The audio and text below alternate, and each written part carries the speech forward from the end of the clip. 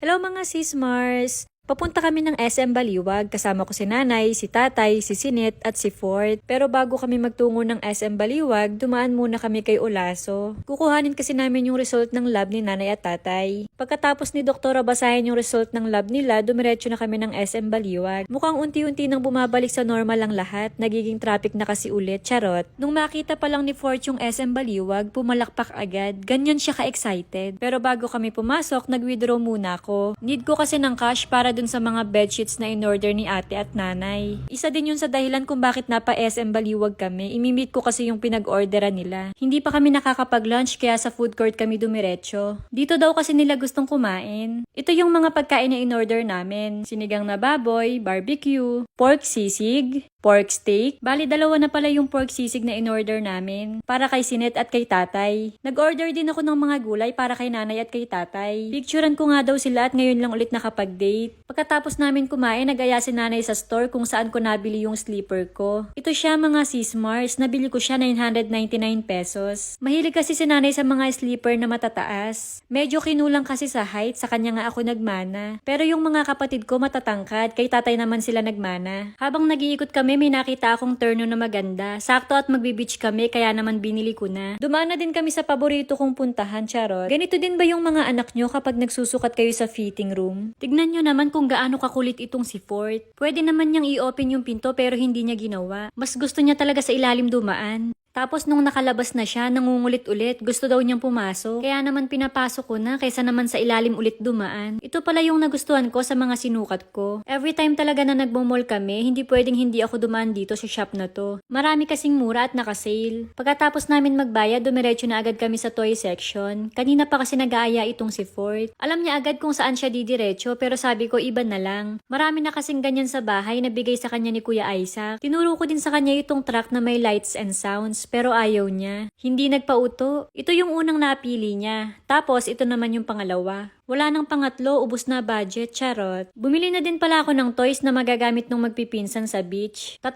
pala na yung binili ko para hindi sila mag-away-away. Alam nyo naman, pag bata, ang hilig mag-agawan. After namin magbayad, nag-aya si nanay na bumili ng sleeper. Ibibili niya daw kasi si Sinet, yung pamangkin ko. Unang apo, kaya alam nyo na, charot. Dalawa yung napili niya para kay Sinet. Ito naman yung nagustuhan niya para sa kanya. Ang cute, diba? Gusto ko nga din sana, kaya lang wala ng size para sa akin. Naghahanap naman si nanay ngayon ng sandals na pwedeng ipanlakad. Pero wala na siyang napusuan, kaya pagkatapos namin magbayad, dumiretso na kami sa food court para kuhanin yung mga in-order nila. Ay, order pala namin kasi meron din ako. Ito yung sa akin, yung mga cortina. Nag-takeout din pala kami ng pizza, pasalubong para sa mga kasama namin sa bahay. 40 minutes nga bago nakuha yung pizza. Medyo matagal kaya nagutom na naman kami. Yung isang box kinain na namin sa sasakyan. Pati nga itong si Fort nagutom din. Ang sama nga ng tingin sa lola niya.